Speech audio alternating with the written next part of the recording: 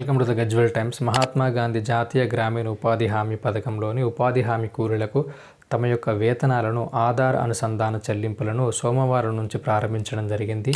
ఈ ప్రక్రియకు సంబంధించినటువంటి ఆధార్ అనుసంధాన్ని గత సంవత్సరం వరకు ఈ ప్రక్రియ పూర్తి చేయడం అయితే జరిగింది.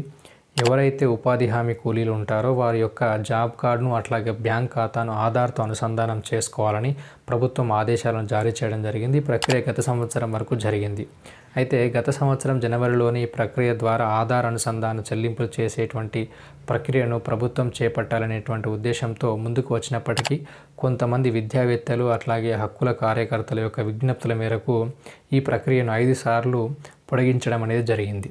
కేంద్ర గ్రామీణ అభివృద్ధి శాఖ సంస్థ ఇచ్చినటువంటి సమాచారం మేరకు దేశవ్యాప్తంగా 34.8% మంది ఉపాధి హామీ కార్మికులు తమ యొక్క జాబ్ కార్డును ఆధార్తో అనుసంధానం అయితే చేసుకోలేకపోయారు. కాబట్టి వీరందరినీ అనర్హులుగా ప్రకటించడం జరిగింది. దీని ద్వారా కొంతవరకు కార్మికులు నష్టపోయేటువంటి అవకాశం ఉంది.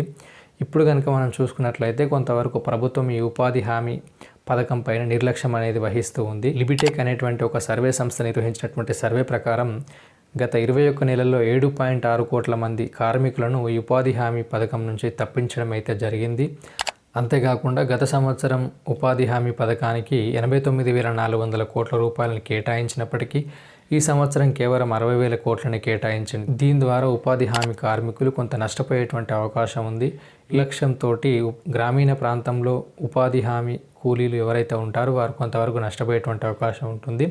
అట్లాగే ఇప్పుడు ప్రస్తుతం చూసుకున్నట్లయితే ఎవరైతే తమ యొక్క జాబ్ కార్డ్ అట్లాగే బ్యాంక్ అకౌంట్ తమ ఆధార్ కార్డుతో అనుసంధానం చేసుకున్నారో వారికి మాత్రమే తమ యొక్క వేతన చెల్లింపు అయితే జరుగుతుంది.